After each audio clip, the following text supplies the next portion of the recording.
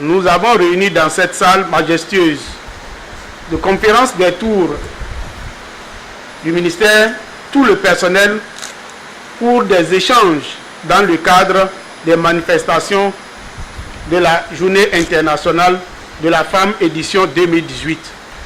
À cet effet, Madame le ministre, je voudrais dire qu'à l'issue de la communication des femmes et des échanges que nous avons eus avec elles, et conformément à vos instructions, les femmes du ministère vont mettre en place un creuset d'échange. Comme vous l'avez toujours demandé, ce creuset serait un cadre d'échange sur les conditions des femmes. Et elles promettent réfléchir sur la question de l'amélioration des conditions de travail des femmes, programmer des formations à l'endroit des femmes, comme vous l'avez toujours souhaité, en vue de l'amélioration de leurs compétences et aptitudes.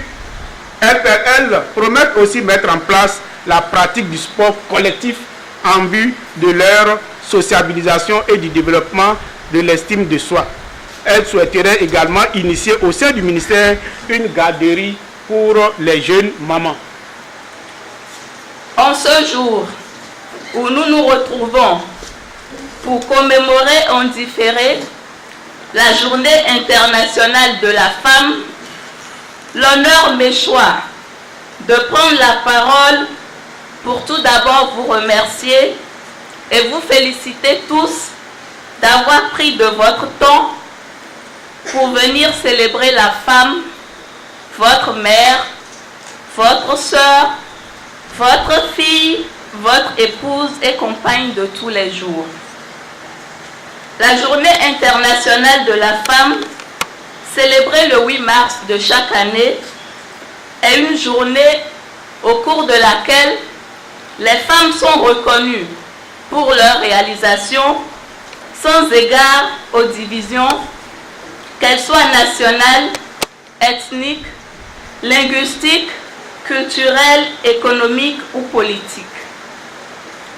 C'est une occasion pour faire le point sur les luttes et les réalisations passées et surtout de préparer l'avenir et les opportunités qui attendent les futures générations de femmes.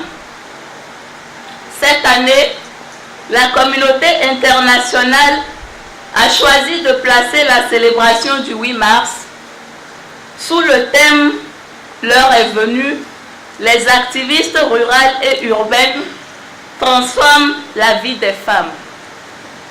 Tandis que le Bénin l'a placé sous le thème « Il est temps que tous les acteurs travaillent en synergie pour la promotion et le mieux-être de la femme béninoise ». Et nous, femmes du ministère du Travail et de la fonction publique, nous avons tiré de ce thème national le nôtre qu'est synergie d'action pour l'épanouissement des femmes au ministère du Travail et de la fonction publique. Tous ces thèmes nous interpellent sur la condition de la femme dans le monde du travail et dans nos sociétés. Et si nous devons faire le point de l'évolution de notre condition depuis la cession du Bénin à l'indépendance, je dirais, mes chères sœurs, que nous avons certainement enregistré des progrès dans plusieurs domaines. Ainsi, par exemple, le taux d'accès des filles à l'école a connu une amélioration, de même que celui de l'accès à la santé, avec la gratuité de certaines consultations et de certains soins pour les femmes. Dans le domaine de l'autonomisation économique, nous avons également enregistré des progrès avec la création de plusieurs fonds pour permettre aux femmes d'avoir accès au financement. Néanmoins, dans le domaine de l'accès aux sphères de décision, nous avons encore un faible taux de participation des femmes aux instances de prise de décision. Aussi, voudrais-je ici rendre un hommage appuyé à toutes les femmes, mais également à tous les hommes qui n'ont cessé de lutter pour un monde où les femmes et les filles peuvent exercer leur choix. Le choix de pouvoir participer à la vie politique, le choix d'acquérir une éducation, le choix de bénéficier de revenus, le choix de vivre dans des sociétés exemptes de violence et de discrimination.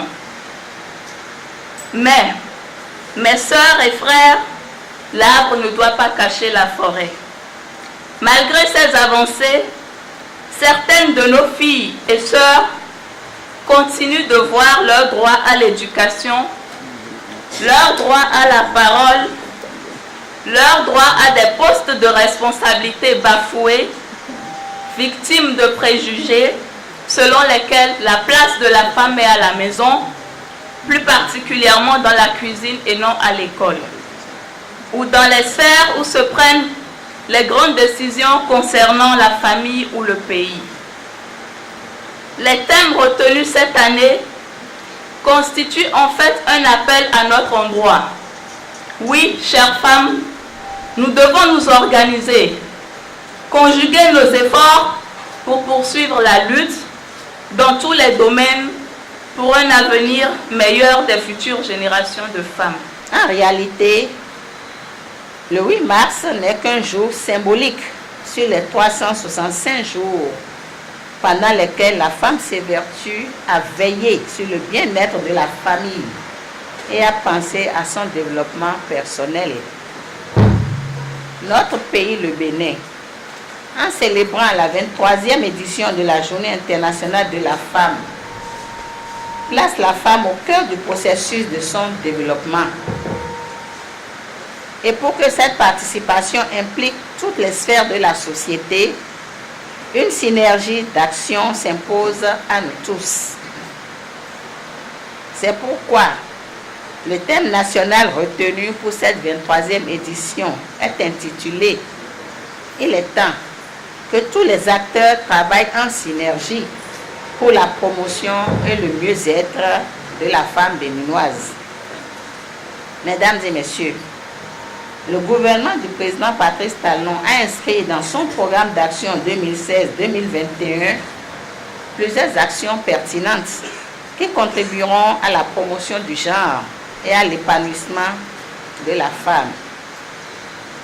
Notre département a géré jusque-là, en tout cas jusqu'à un passé récent, j'allais dire, le secteur affaires sociales, et ce dont je parle n'est pas étranger à beaucoup parmi vous. Dans cette logique, au ministère du Travail et de la fonction publique, nous appelons à une synergie des actions afin de révéler le leadership des femmes et leur enthousiasme au travail. Dans cette perspective, les actions suivantes sont prévues. Il s'agit de diagnostiquer les problèmes de genre dans les domaines d'intervention du ministère, identifier les défis et enjeux majeurs pour la promotion du genre dans les domaines du ministère, parer à la division sexuelle du travail au sein de la fonction publique, augmenter la participation des femmes à la prise de décision au sein de la fonction publique, accroître les capacités d'intégration du genre dans l'élaboration et l'application des textes législatifs et réglementaires régissant le recrutement, la promotion et le suivi des carrières des agents de l'État. Mesdames et messieurs, chères sœurs, en cette solennelle et heureuse occasion, il importe que nous nous interrogions sur les enjeux de cette célébration, dans la mesure où les problématiques liées aux femmes sont encore loin d'être résolues. Nous devons aussi et surtout agir en toute responsabilité pour faire écrouler la muraille des préjugés et montrer notre capacité à assurer pleinement les différentes tâches qui nous sont assignées. L'épanouissement de la femme est une œuvre collective. Pour ce faire, nous devons individuellement et collectivement briser le mythe de la spécialisation des rôles dans nos sociétés. Car, comme vous le savez, il est communément admis que la sphère publique et privée est la chasse gardée de l'homme, alors que la sphère domestique est le domaine réservé à la femme. Ne dit-on pas, sous nous clébénou, nous nous précis. Mais de plus en plus, les femmes aussi vont devenir des femmes clébénou.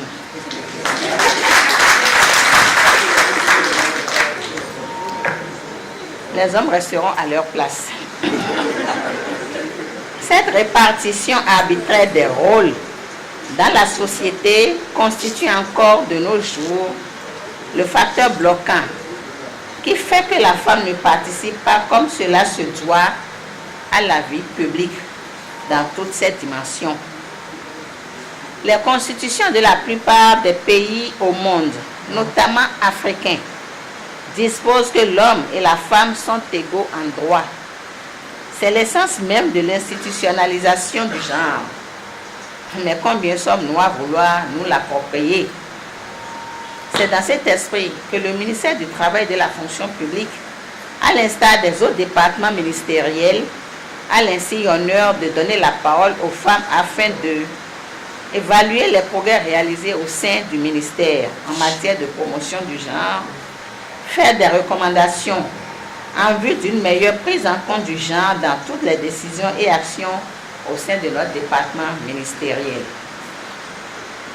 Chères sœurs, la Journée internationale de la femme, loin d'être une occasion de réjouissance, doit être une opportunité pour échanger sur les grands enjeux en matière d'égalité de sexe, notamment en ce qui concerne les combats en faveur d'une meilleure prise en compte des femmes dans les activités quotidiennes, dans les domaines politiques, économiques et sociaux. Ce n'est qu'en garantissant aux femmes la participation à part entière et à part égale dans tous les domaines de la vie publique et privée que nous pouvons espérer bâtir une société viable, pacifique et juste. Mesdames et messieurs, la participation des femmes aux instants de prise de décision est à l'évidence un des enjeux prioritaires de la lutte pour plus d'égalité, perçue aujourd'hui comme une exigence de développement. Je voudrais féliciter toutes les femmes du ministère pour leur engagement et leurs efforts quotidiens en vue du développement harmonieux et durable de notre très cher et beau pays, le Bénin. Je les invite toutes, sans exception, à s'engager davantage pour la marche décisive de notre département vers sa modernisation. Je voudrais féliciter toutes les femmes du ministère pour leur engagement et leurs efforts quotidiens en vue du développement harmonieux et durable de notre très cher et beau pays, le Bénin. Je les invite toutes, sans exception, à s'engager davantage pour la marche décisive de notre département vers sa modernisation. J'adresse également mes remerciements aux hommes qui sont constamment à nos côtés et qui se battent avec nous pour la promotion de l'égalité entre genres. J'espère en outre qu'ensemble, nous réussirons à redimensionner notre société pour que la femme et l'homme participent équitablement aux instances de prise de décision. Mieux nos collaboratrices vont se porter, plus paisible sera notre cadre de vie. Elles le méritent, ces femmes, de mon point de vue, car sont mères de l'humanité. Applaudissez-vous.